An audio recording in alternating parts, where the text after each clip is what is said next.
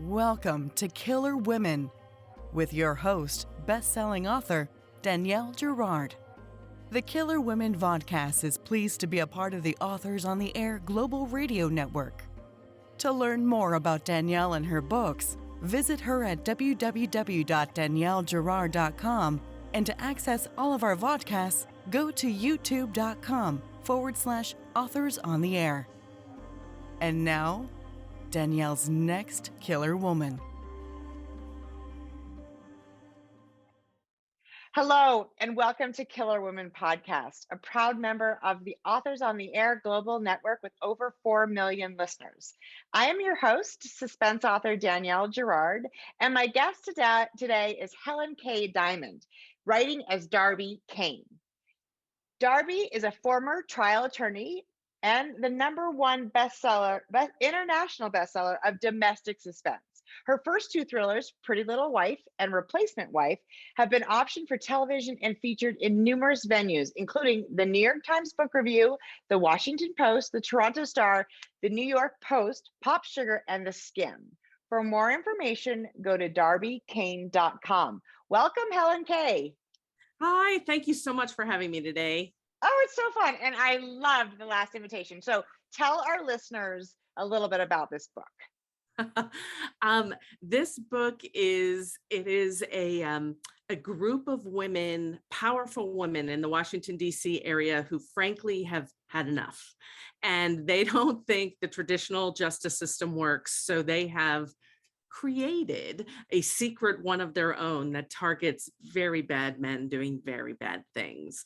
And the book really is about kind of what happens when they make that one mistake that threatens everything. Exactly. Well, I love this. First of all, the dedication of this book is hilarious. It's for every woman who has been ignored, belittled, dismissed, forgotten, overlooked, or abused. This one's for you. I'm like, well, isn't that every woman? You might as well just say for every woman. So of course, this is Killer Women and we only talk to women. Not that we don't love men. I have to stop saying that. My daughter who listens is like, you don't need to say you love men. We know, it's fine. But we focus here on women. And this book I was like, oh my God, don't we need a secret society of women who can take care of those bad men? So tell us, Helen K., what inspired this book?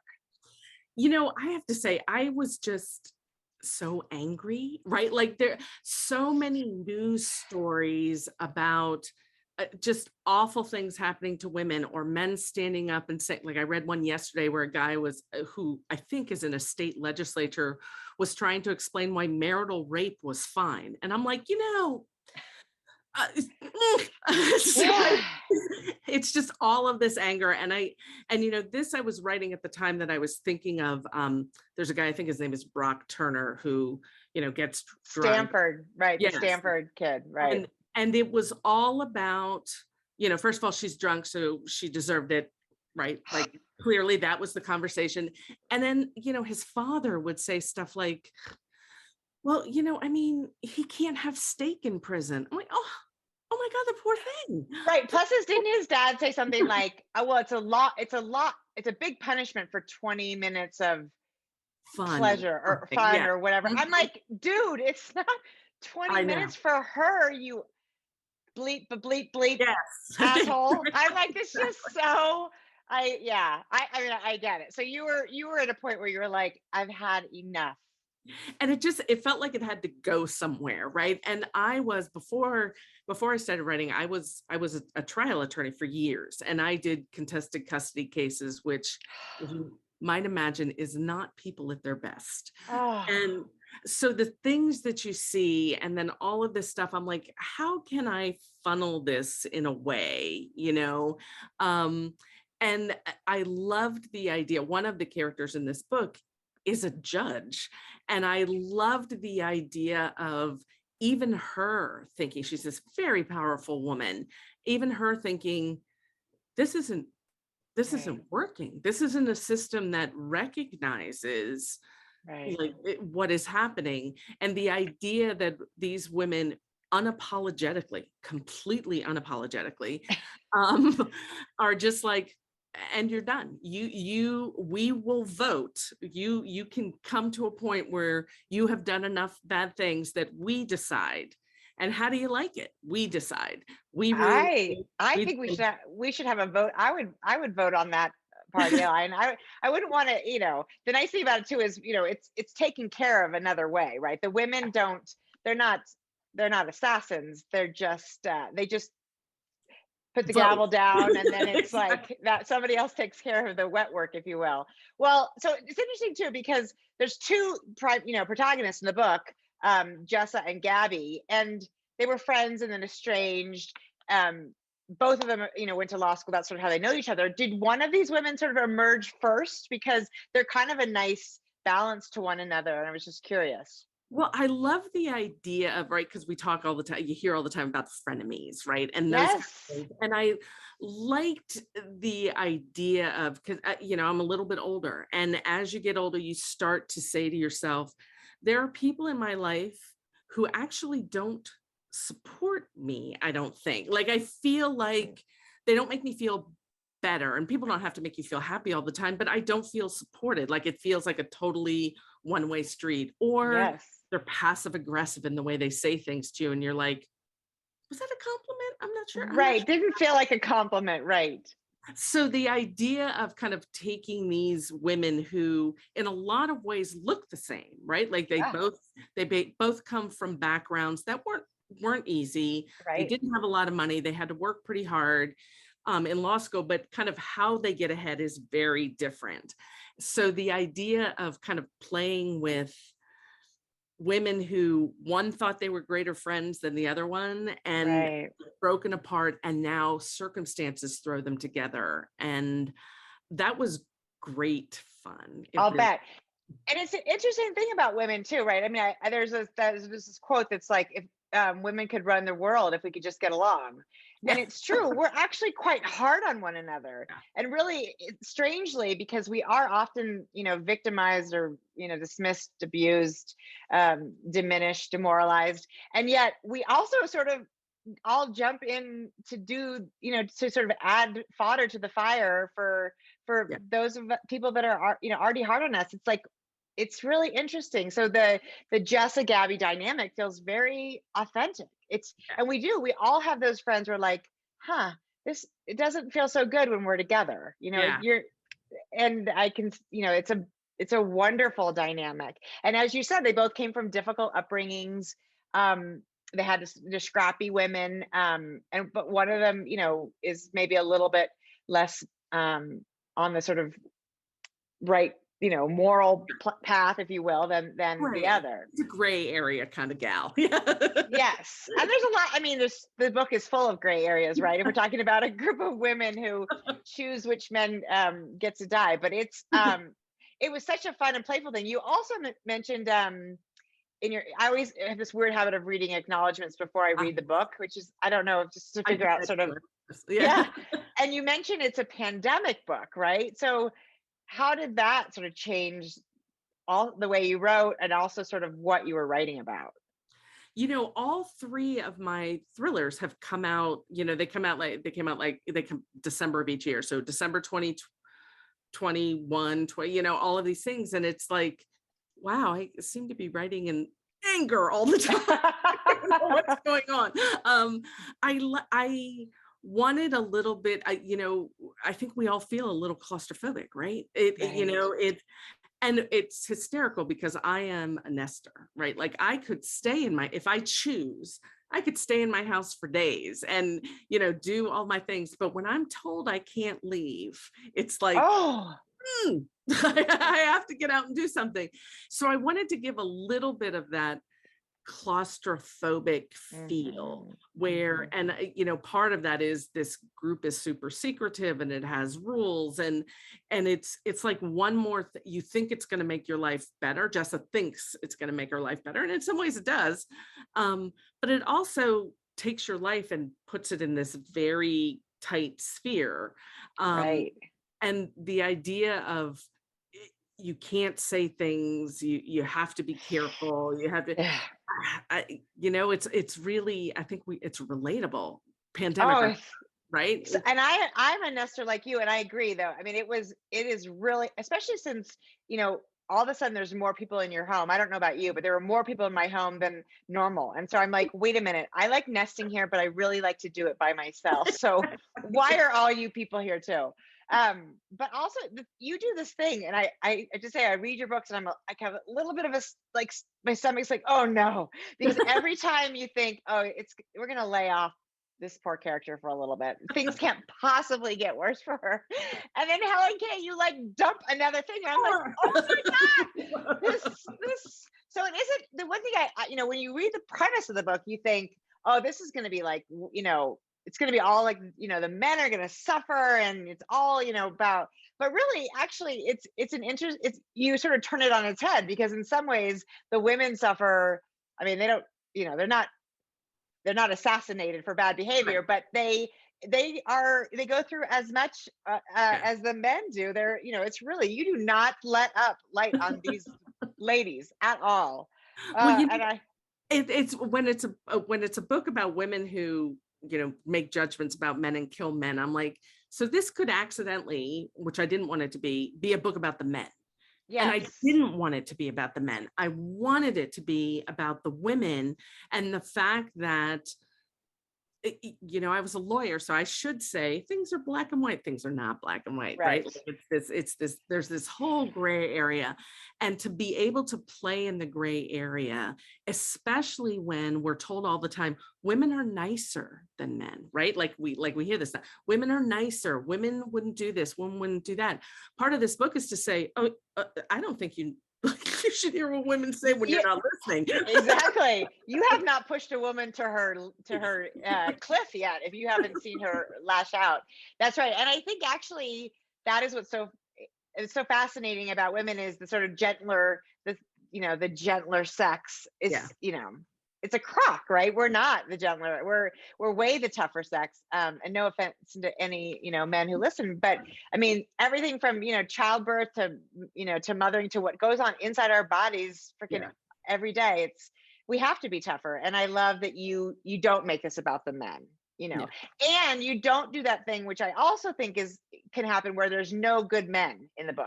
Yeah. You know what I mean? So that was another thing. You're like, oh boy, it's not a man-hating book, which is so interesting, Helen K, because the premise is, these are women who, we're going to take down some men we would all hate very much. So, but there's some really good men in the book, which is also really fun.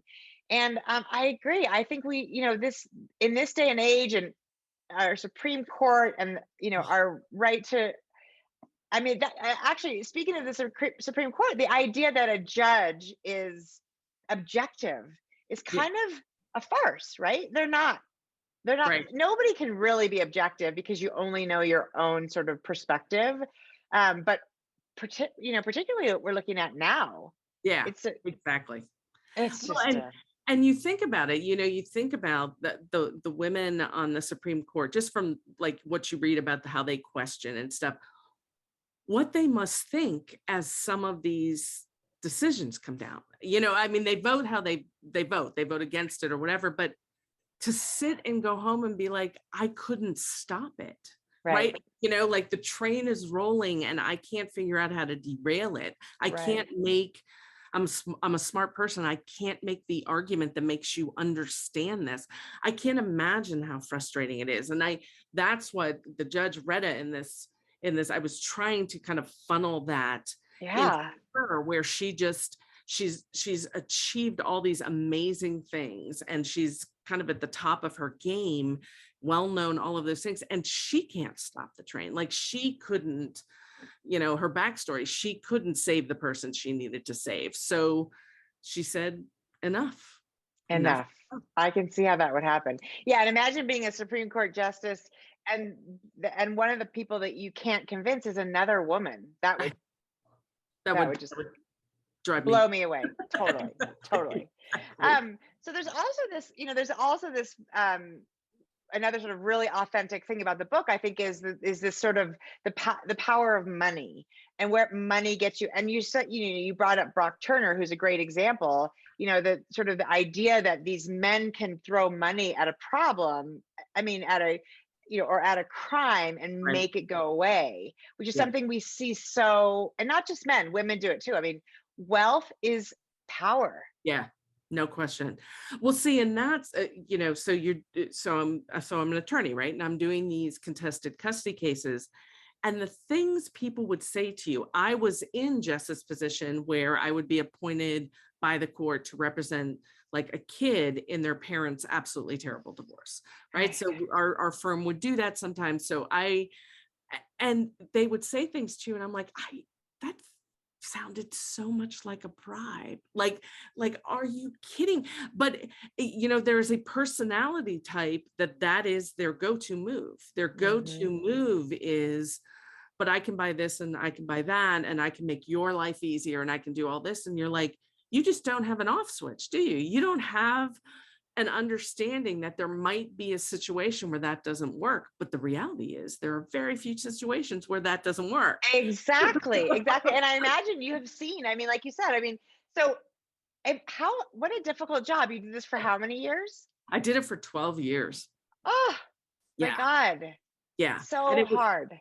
it was like people fighting over, I mean, the custody stuff was terrible, right? And Right, I'm right. like, you're really gonna fight about 2 hours on Thanksgiving? This is the thing that you think is good for your kids. Okay. You would have those, but they would fight about everything: curtains, pens, whatever. And one of the things, like Gabby is really kind of, she's divorced, of course, and one of the things is for her to have gone through that nonsense and Right. still be trying. She's in an economic position where her husband had way more money, so Right. she's in a position where he wants to send the kid to boarding school, he wants to do this, he wants to do that. And at the beginning of the book, she's in a position where she's kind of like had to concede all of that, like Right. she's on the wrong side of this, and then she's put in this situation. I mean, it's not a surprise, it happens very quickly. Her ex-husband, she walks in and he's dead. So the question is, did he kill himself? And everybody's like, clearly he killed himself. And she's like, this asshole did not kill himself. Right. Right. That's so interesting. It's like, and then she kind of gets in trouble for being the one to say, I don't think he killed himself. And it is so interesting because there's this part of, there's plenty of people who think to get Gabby, just take the suicide Yeah, and just run, run. right? Just run. I mean, it is so interesting. And I think you do a beautiful job of showing us a little slice into that. And I also appreciated that while we get a taste of what it's like to go through those custody battles, you don't drag us through it, because No. that had to have been impossible. And we've seen we've seen friends, of course, go through a divorce, and this stuff, the kids in the middle, is just brutal. It's Just brutal. brutal. And I always debate. I'm like, do I really want to write about lawyers? I'm married to a lawyer. So I'm like, do I really want to write about lawyers? Ugh. Or the law, and how much of it is just minutia and boring and all of those kind of things. And I'm like, I really don't. But if there's a way that, I thought this was kind of a way that I could bring it in Yeah. without clobbering you with, let me put you in the middle of Kramer versus Kramer or something like that. Right. Yeah. Well, but and it is interesting because I mean, it's a way to, I mean, these are moments, and this is why I think writing thrillers is so fun, is these are the moments that test you, who you are. Yeah. What you do here is you test these characters, all of them. Who are you really at your core when you are pushed to the ultimate, sort of like backed against the wall? Yes. And Yes. the truth of it is that none of us is all that great, right? When we're put against the wall. Well, isn't the quote something like, character isn't about what you do when it's easy, it's about what you do when it's hard, right? And so the idea of setting up a book where almost every question was hard, so that these women were tested, and they make I love writing about kind of flawed, realistic women who make bad decisions, right? Like, people say all the time, well, she made a bad decision. I'm like, could you tell me how you got through your life without making a bad decision? I mean, that's what people do. We self-interest, whatever it is, we lash out, whatever it is that puts us on the wrong side of something. So in a thriller to be able to do that. And what it does is not just, oh, your friends are angry, your family's angry. It's you are now in physical danger Right. because of this very human decision you made. Right. It's fun to play with. It's so fun to play with. And it's so, I mean, and I think the other thing that the thriller genre gives us is that the questions aren't like, well, am I gonna, go and sneak a cigarette? These are very serious, you know, this is like, this is life or death. And Yeah. really, if there's any time when you're going to make a split-second decision that very well could be a bad one, it's in these moments with these stakes, which I think is so fun. So you write a whole, but sort of different types of books under your real name, Helen K. Yeah. Diamond. Tell me about that, because these are your first 3 thrillers. So Yeah. how long have you been writing those books, and what brought you to the thriller world? First of all, I grew up always reading mystery, thriller, suspense, Yeah. right? Like my mom read them. So those were the books. And it was a household where if you wanted a book, neither one of my parents were going to say no. You were going to get, like, they would buy you a book, a car? No, a book. Right, right, right. And my mom was an avid reader. So I grew up seeing somebody read, seeing somebody do what I do, which is collect books as Yes. read them, and have favorite authors and those kind of things. And there are entire parts of my life that I can pinpoint to. I can tell you, I can barely tell you my nephew's name, but I can tell you what book I was reading at that point. Like Right. which one when I studied for the bar, which one when I had my wisdom teeth out. I know which books I was reading. Yeah. So I had always loved thrillers. I had never read under Helen K. Diamond. I have since 2007 actually written romance, mostly romantic suspense, some Okay. contemporary romance, but mostly romantic suspense. And I had never read romance until I was, I don't know, maybe 30. But I was doing these contested custody cases, and a woman in my office gave me 3 romances. And she said, look, the promise of the romance genre is that it'll have a happy ending. So things will explode, people will do terrible things, whatever, but it's going to have a happy ending. And what you do for a living, there is no happy ending, right? Right. So I read them and I fell in love with them. Right. And I just loved it. So I started writing kind of as a hobby, just clear my head. And there's a romance author, her name is Lori Foster. She used to run this contest off her website a long, long time ago, where you would write the 3 pages, and she would send her favorite 3 pages. She would pick the finalists, and those finalists she would give to her editor. And so I'm like, what can it hurt? I'll send in 3 pages. So I send in 3 pages. I'm picked as a finalist. Congratulations. Like Sylvia Day, like #1 international New York Times person is also picked. So what basically ends up happening is my stuff goes immediately to an author, to an editor. Her name is Kate Duffy at Kensington Publishing. Sure. And she called and she's like, let's talk about your writing.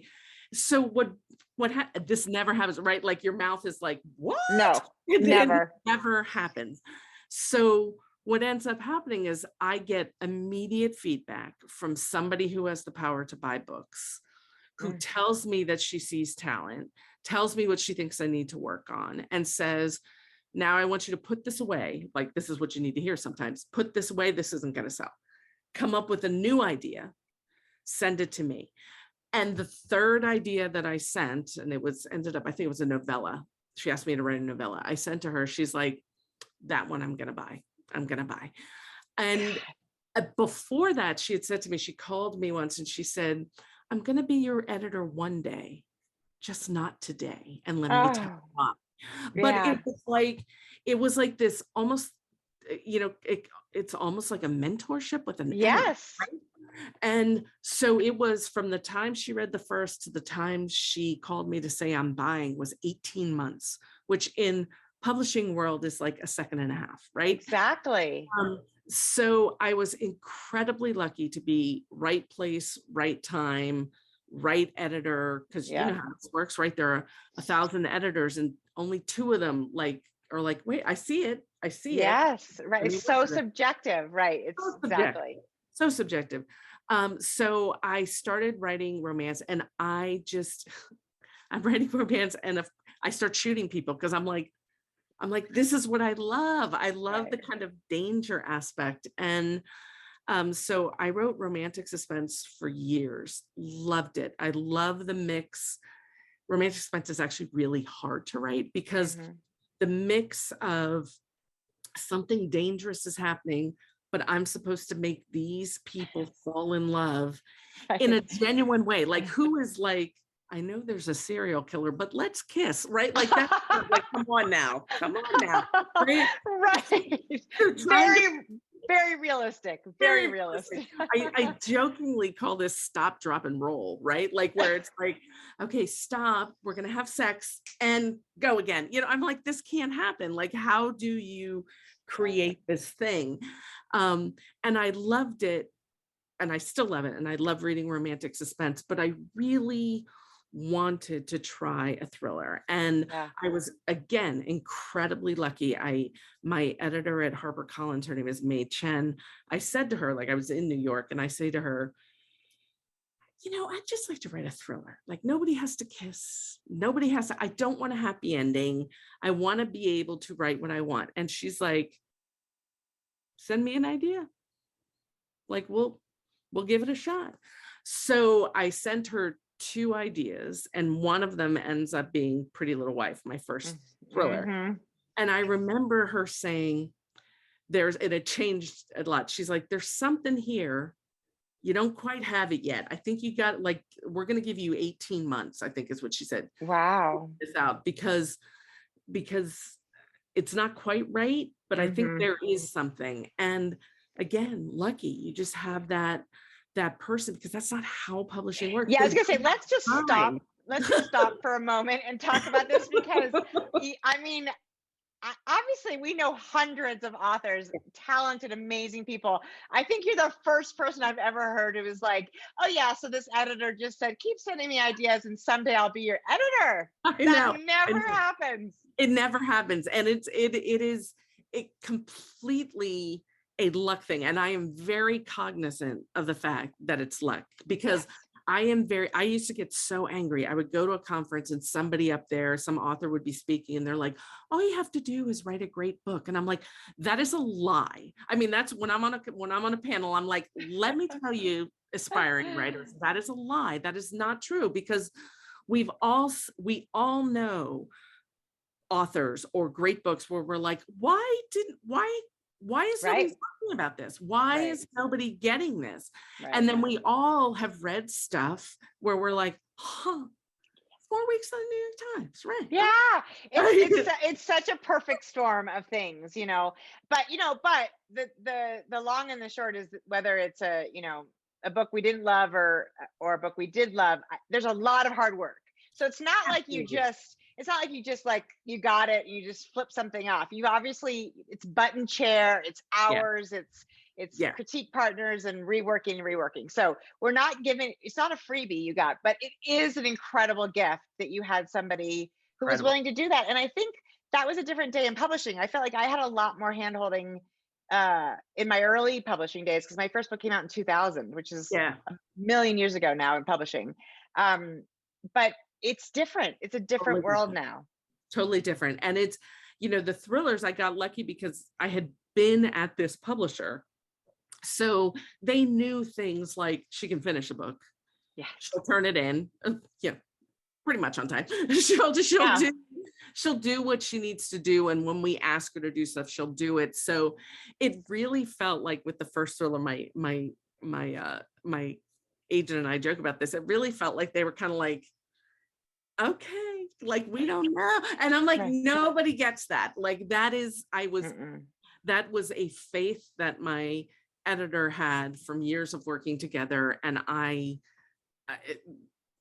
you can't buy that. But that's so smart. Like, from a perspective of the publisher, it's so smart, because you are a performing author. Is, like you said, you're a professional. You get your work done. You revise to the notes or whatever, and you want to grow in a different direction. And if they're smart, which clearly May Chen is smart, she's like, I want you to grow too, so we can grow together, and it's a win-win. But it isn't. The industry does not. It's not the norm. Mm-mm. Mm-mm. Although I Um, love yeah, seeing there are a lot of authors right now, right, that you see that are trying two different genres. Like I'm seeing a lot of folks who are writing romance and are writing thrillers, and I love it. I I know. love that there are these genres that I love, and they have the ability to try it. Because for a long time you were told you get one, you Yes, have to build yes, that, and that's all you get. yes. And I was told in my early books that I wasn't. They wanted me to write romantic suspense, and I, like you, I actually never could do it. I never got to the stop, drop, It's and hard. roll, It's which I hard. love. It's so hard because I was like, I'm much more interested in the, in the psychology of the killers and in the police procedural stuff. So I was a failure at romantic suspense, and for whatever that was worth, I That guess worked it out was. great for you though. Well, it worked. It eventually it's worked out okay, but yeah, I don't know. I would have maybe been smart to try it, but it did not work for me. And so, how many Helen K. Diamond books are there? There are a lot. There are There's a lot. there's a lot because I wrote both single titles for HarperCollins, but I also wrote for Harlequin Intrigue, which is it's like 50,000 words. So on top of everything else, now you have a romance, now you have a full kind of suspense and an intrigue. It's a thriller, and you have 51,000 words to do it, and you cannot go over that. Like that is what you have. It was a absolutely great experience to kind of what is this plot? What can fit in a book this size? How do Right. I keep it? So it was great. So I have a lot of those, and I mean, probably altogether 40. Oh my God, that's insane. That's Yeah. right. So, but now you are just thrillers. I actually wrote, so back when I gave those two ideas to Mei Chen, so I give her Pretty Little Wife, and I give her kind of more of a heisty, rompy family of con artists kind of book. And Fun. she's like, I like them both, but I think Pretty Little Wife is the right answer. So I'm doing this. I write one book a year as a thriller. And I can't kind of forget about this con artist family. So I go to her, I don't know, a year and a half ago, and I said, what about me writing under Helen K? Because there'll be a little bit of romance in it. So there'll be some happy ending in it, but not a dark thriller, not like something way more rompy and fun. And she's like, let's try it under Helen K. Ah, So I have in April, there's a book, it's called Morewood Family Rules. And this is literally the idea. If you saw the movie Ocean's 8 with Sandra Bullock, yes. Yes. I thought, what happened if Sandra Bullock, instead of going and robbing the Met, went home to her out of control family of con artists and tried to make them go straight? That's what that book is. So fun. So fun. That is so So fun. fun. I love that. Well, and then actually, it's funny that Sandra Bullock is a perfect person to think about in that role, right? I was thinking about We're the Millers. Did you ever Yes. watch that one? Yes. Sort of the same, right? They're not exactly a family, at least not at the beginning, but anyway, that is really fun. So okay, so you get to but this is maybe a one-off. There's another Darby Kane coming. There's Last Invitation comes out in December, and right now I'm writing the book that'll come out in December of, oh my gosh, what year are we in? 2023. God. Gosh, is that right? Yeah. Yes. Oh, yes, next year. Yes. Next Yes. December. And then I have a contract for two. So the first Morewood comes out in April. And keep in mind, like a huge portion, like as I'm writing the thrillers, I had my original book was like a one book deal. So you kind of have to, you write it and then you have to wait and see, like, does Right. it do it good? So in the meantime, I'm playing with the Morewood. So I had this book for a long time. So this one is coming out in April, and then I'll have one that'll come out April the year after. And I have no idea what that book is because I'm. So this isn't. So it's not a series. Well, I didn't think it was going to be a series, but now I'm wondering if the second book will be a Morewood family book. And you would think I would know that, but I am so deep in this thriller, and you know how it is. I'm at the point where it's like the halfway point, and I'm like, this book has turned into chaos. Right. Right. Right. I'm, Right. I'm like, I'm at the point, I'm like, I think, have I lost the thread? Have I just gone way off the rail? So yes. So speaking of which, it's always fun to ask authors to talk about process. So I'm taking it you're maybe not a strict outliner. How do you do it? I'm not, although it's interesting because I write the thrillers different from how I wrote the romantic suspense. Romantic suspense, I was really like, the pantser, like off, Yeah. like I didn't plan. I don't do that with the thrillers. I actually spend a lot of time before I start writing. In fact, I have you can't see it, there's a whiteboard right over there. Okay. So, which is why I have you turn. And I Don't give anything away. yeah, We don't no. want, right. And I spend a lot of time kind of playing on the whiteboard with, like, who are these people? What do I know? What does the reader know?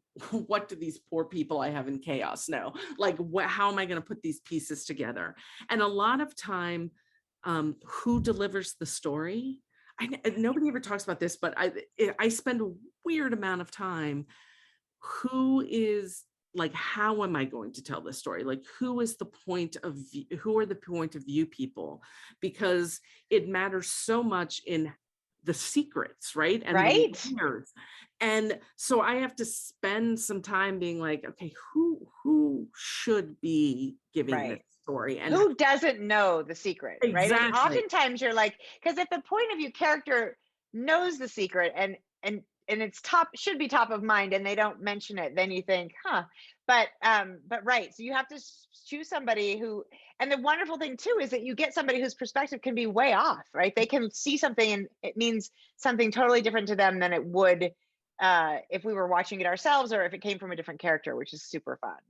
Well, and I always worry about every once in a while, you'll read a book where the point of view character has this big secret, and the big secret, they haven't really even hinted at it. But the big secret is, it's like on page 289. And I'm like, for 289 pages, you didn't remember that you killed your own grandmother like that? Really? Right, exactly. So it's like, how do I authentically put it down where people would be thinking about the thing that they can't talk about, but they wouldn't be actually giving it fully away. But so I do a lot with the whiteboard, and then I almost always know what the beginning looks like. Like, this is what the beginning looks like. And then I just have to let myself start writing, because I could spend 400 years planning if I let myself. So I start writing, and I keep notebooks next to me where I'm writing down notes, and I'm moving stuff around and rethinking it. And I get to a point and I revise every day, like, to try to put the book in my head and to continue. Interesting. Yeah. And then I hit a point where I'm like, this is what the next 10 chapters need to look like. So my like the screen, I'll be writing, but I will have like chapter, and then there'll be like 2 sentences, and chapter, and then 2 sentences. So I know where the plot is going to go. I never sit down to a blank page. Like, when wow. Yeah. never, I can't, because then I get stuck. So when I end the day writing, I know that the next day there will be, like, the scene will have at least 2 sentences. A lot of times it'll have the dialogue. Like, I'll just write out what's because it's in your head and it's almost written to you. So I write it down, no dialogue tags, no directions, no anything. I just let myself write it. So when I sit down, I have, I revised what I wrote, and now I'm looking at like a whole bunch of dialogue where yesterday I thought it was brilliant, and now I have to figure it out. I'm like, does this make sense? But it actually is so smart. And I think when I'm on my game, I do the same. It's kind of like, you think, because at the end of a writing day is, even though you're exhausted, of course, because it's a weirdly exhausting process to write. It is. All the only thing really moving are our fingers, but it's exhausting.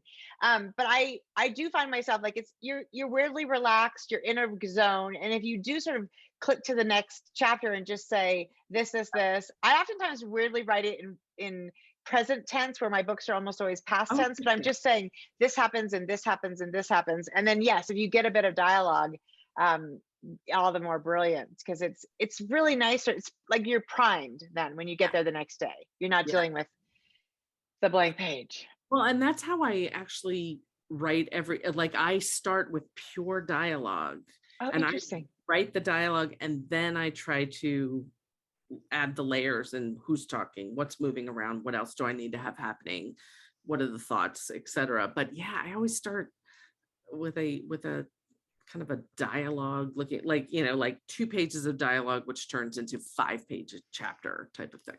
Yeah, because you must hear those voices Yeah. really clearly in your head, Yeah. which is so that is really interesting. And maybe because oftentimes, thriller readers are so sharp, right? They're so good at picking up. Yeah. I mean, it's kind of amazing. So I think sometimes probably the whiteboard and all that helps you to really sort of.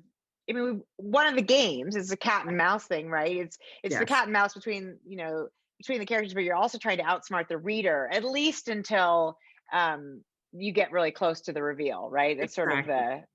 the goal. I love it. Well, I mean, so that's so fascinating. So you have 2 books a year for the next 2 years. Yeah. And no title for this? Do you have a title for the upcoming thriller? I think I've been writing it and calling it The Engagement Party. And my editor asked the other day for sample, titles. She's got to start doing it. They go Right. so early, in their pitch sessions, and she likes it. Normally I have the title and she's like, no. Yes. It's so true. I feel like the titles are the thing I always have to lose. And actually, I sometimes weirdly think titles are impossible. They're They so are. hard. Sometimes you just can't, or you have the perfect title. I can't remember the second book I had the perfect title, and I was like, Lisa Jewell took it. Yes, right. Right. Yeah, and since she's sort of a big deal, you're like, Kind of a big deal. I guess I cannot use it. Dang it. Well, I love that. And I mean, I think it's nice. It has a good cadence with your other titles too, which I think is there's all this, like they've done a really good job. Your books, like there's a definite Darby Kane look, which I think is really fabulous, because it just helps us be like, oh, I know this one. She wrote the Pretty Little Wife, which, yes, that was your first thriller. That was my first thriller. Definitely not a happy ending on that one. Definitely not a happy ending. I love, and I love when people like talk about that book, because it's like, I'm like, I know she's an unlikable protagonist. I understand that. Trust me, I did not write that book thinking that you would be like, she is so relatable. Oh, right. If you think she's relatable, I'm going to be like, we should have a different conversation, because that's not. We should take you and to a very soft padded room and lock the door. Because I love writing about kind of people who haven't processed their trauma. Yeah. Because all of these terrible things happen to us, and we deal with it however we deal with it. But in a thriller, you get to have them kind of not deal with it. Right. And then how that manifests in the decisions they otherwise, intelligent functioning people would make is a lot of fun. And I really just wanted to write Lila in that book. I just wanted to write somebody who just kind of in a way is just like, I'm done. Yeah. I'm done with all of you. I'm not going to jump through whatever hoops you want me to jump through. He had one thing he wasn't allowed to do, and that's the one thing he did. And that's it. I'm done. He dies. Yes. That, I mean, that's not a surprise. That's in the book. That is not a surprise. Yeah, it's true. And it's funny that you say she's not a likable character, because that's also true. But, it didn't stop me from loving the book, which I think is because I think pretty early on, I was like, like some of her decisions, you're just like, this is, I'm not sure if we're going to like her, but that's okay, because, I actually think there's something also sort of like genuine and, real about her too, right? Like you said, the trauma that sort of broke her from reality. It's very clear. Anyway, that's a really fun book. So anyway, I was just saying, I love the way that they make your books look, so I can't wait to see the engagement parties. too. That's so exciting. So, okay, well, so now, Helen Kay, tell our listeners where to find you: Instagram, Facebook, your website, all that good stuff. So, all of that is a triumph at how terrible I am at marketing. Really? Because you say to yourself, well, if she's Helen K. Diamond on Twitter, clearly she's Helen K. Diamond on Instagram. No, no, I think I'm HK Diamond on. So I apologize. But if you go to darbykane.com or helenkdiamond.com, it'll take you to all of the social media. And my website, I try to put kind of everything up there, from pre-ordering to excerpts to, whatever you might want to look at before you decide. Yes, fabulous. Well, I think darbykane.com is the place to go. Helen K, if you're looking for Helen K Diamond, it's Helen, HelenKay, and it's DIMON. So Yes. don't try to spell that like the shiny stone, because you won't find yourself in the right place. So can you give us a tiny taste, just a little teaser about the engagement party, or is it too soon? Fair. No, it's not too soon. This is, I have always loved, and then there were none, and I know what you did last summer, and this is my chance to write kind of that, take people who know each other, who have a horrible thing that happened in their past, they went to college together, trap them together on an island off of the coast of Maine, and boom. So I love that. That is so fun. And of course, make it something really festive, not a funeral, an engagement party, because that's when somebody deserves to die. Exactly. Exactly. Well, that is your brand, lady. That is your brand. Worst party ever. Take these poor people and torture them a little bit more, and you will be in a Darby Kane book. Well, this was super fun. I love your books. This is the first time we've ever met. Hopefully we'll get a chance to be. Do you ever go to the conferences, Thriller Fest, or? I haven't, but next year I am going to go to Thriller Fest, because I was so just envious looking at everybody's pictures, and I have to go because I want to go. So fun. And you know how it is. Like, when you're an author, you're also like an avid reader fangirl, right? So the idea to be able to sit in a room and be like, yes, it's 100% why I'm there. I'm like, oh my God, all my favorite people are here. This is so fun. And you get to have like a real conversation with people whose books you love, and you get to talk about their characters like they're people that you both know. It's really, really fun. I love it. Well, I'm glad to hear that. So I will see you next live June, IRL, as my kids say. They would hate that I just did that, but anyway. So I want to thank you so much for joining us. This has been Darby Kane. Her book, The Last Invitation, is out December 6th. Did I get that right? December 6th. And it's a Darby Kane. It's a don't put it down. Don't plan on going night-night until you get to the very end. Thank you so much for joining us today, Helen Kay. And we will look forward to seeing you next time. Thank you so much. Bye, everybody.